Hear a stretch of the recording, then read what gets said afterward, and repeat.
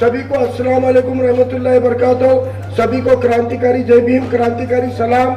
हम एक इत्तेहाद की लड़ाई लड़ने जा रहे हैं। नांदेड़ में अब तक समाज को बांटने की राजनीति होती आई है।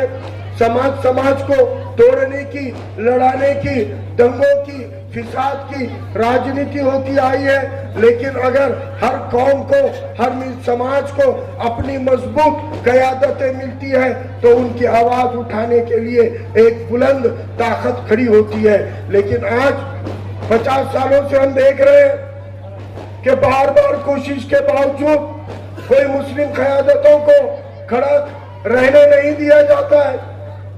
वोटों में तकसीम किया जाता है, बांट दिया जाता है, या ऐसा माहौल बना दिया जाता है कि मामला फिसादों का हो जाए, हिंदू मुसलमानों के दंगे हो जाए या हिंदू दलितों के दंगे हो जाए, ताकि पोलराइजेशन हो और वो अपनी सीटें चुना कर लाए। लेकिन मैं अल्लाह का शुक्र अदा करता हूँ, एक बहुत ही खुश फिजा बनी हुई है, बहुत ही खुशगवार माहौल में हमारे इलेक्शन होने जा रहे हैं। और ऐसे माहौल के अंदर आज हमको एक बहुत सुनहरा मौका मिला है। आज वंचित बहुजन आघाड़ी ने पिछले 5 सालों में मुसलमानों के मौजू पर, मुसलमानों के मुद्दों पर, मुसलमानों के मसाइलों पर जितनी आवाजें उठाई है, उतनी आवाज 50 साल में भी चुनकर गए वाले नाम निवास सेक्युलरों ने नहीं उठाई। 50 साल से हम जिनको चुनकर भेज रहे हैं वही आवाज नहीं उठा रहे, लेकिन हमको वो बीजेपी से डरा रहे। बीजेपी से डरो, बीजेपी से डरो। हमको बीजेपी से डराने वालों के घर में बीजेपी पैदा हो जाती। 50 साल से हमको बीजेपी से डराने वाला, सेक्युलर के नाम पे वोट लेने वाला खुद बीजेपी में जाके बैठ गया, खुद बीजेपी में चला गया। अब तक जितने नेता सेक्युलर बन के वोट लेके चुन के आए, सारे के सारे बीजेपी में चले गए।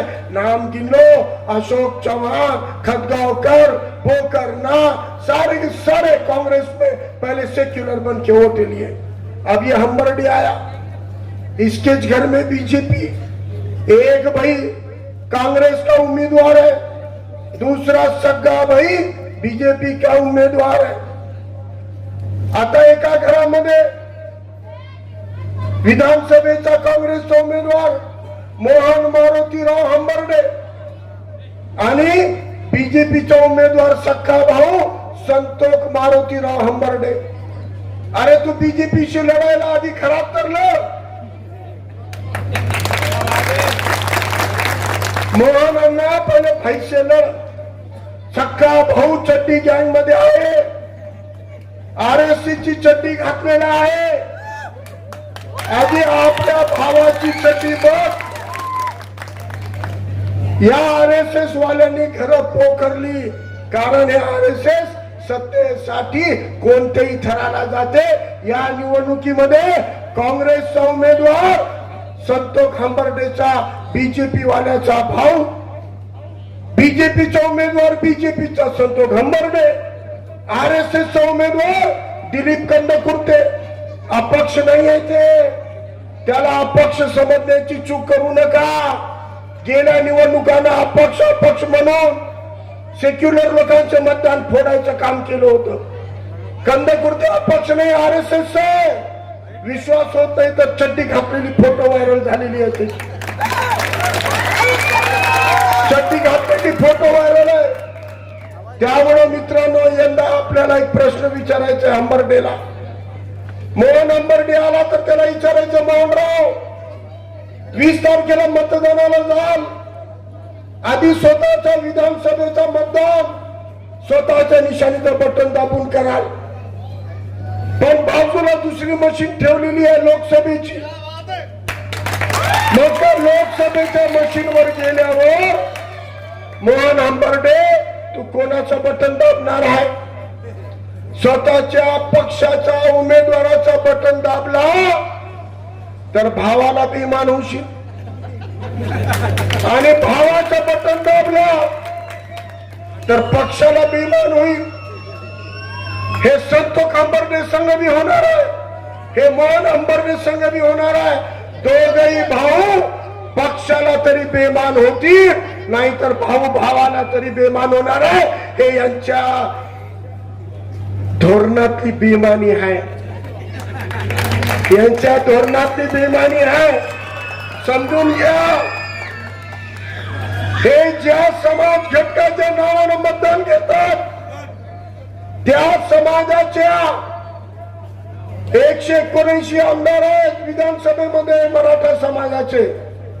288 पैकी 179 आमदार, तरी मराठा समाजाला आरक्षण मागण्याची पाळी का आली? तरी आत्महत्या करणाऱ्या शेतकऱ्यांमध्ये 80% जास्त शेतकरी मराठा समाजाचे काय?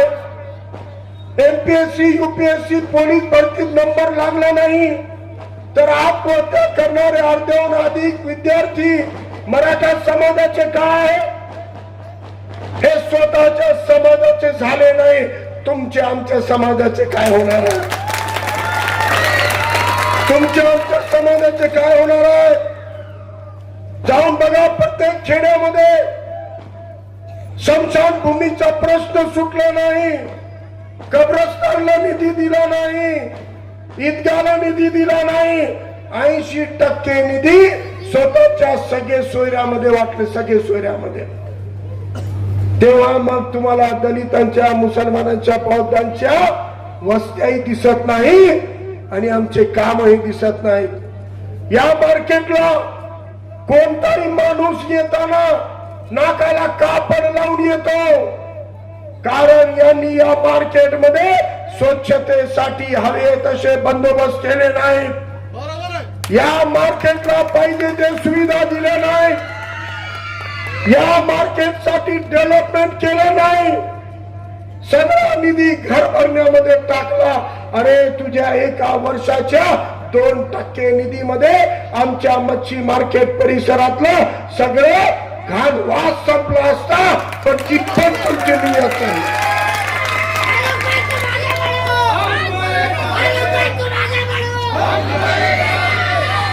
आता आम्हाला त्यांच्याकडे हात पसरवायची गरज नाही. या 2024 मध्ये वंचित बहुजन आघाडीच्या उमेदवाराच्या पाठीशी आदरणीय बाळासाहेब आंबेडकरांना मानणारा 25 ते 30 हजार आंबेडकरवादी समाज उभा आहे. 25 ते 30 हजार. गेल्या वर्षी भुलाथापांना, गेल्या निवडणुकीत भुलाथापांना बळी पडलेला माझा समाज सुद्धा या निवडणुकीमध्ये जागरूक झालेला आहे. माझा समाज माझ्या पाठीशी उभा झाला, माझ्या पाठीशी उभा झाला. मी तुम्हाला ताकदीने सांगतो, 20 तारखेला मतांची बाळ येणार आहे, मतांचा पूर येणार आहे आणि 23 तारखेला जश्ने नांदेड होणार आहे, जश्ने नांदेड. आता कोणत्या आमदाराच्या दारावर खेटर सोडायची गरज नाही. आपली आमदारकी आपणच मिळवून आणणार आहोत. आता आपल्या निधीतून आपल्या वस्त्यांचा, आपल्या समाजाचा, आपल्या आरोग्याचा, आपल्या शिक्षणाचा, आपल्या रोजगाराचा, आपल्या अत्याचाराचा प्रश्न आपण सोडवायचा आहे. त्यामुळं आपण सगळ्यांनी गॅस सिलेंडर निशाणीवर बटन दाबा. याद रखो, 20 नवंबर 20 नवंबर 20 नवंबर. अल्लाह हाफिज. जय भीम, जय भीम.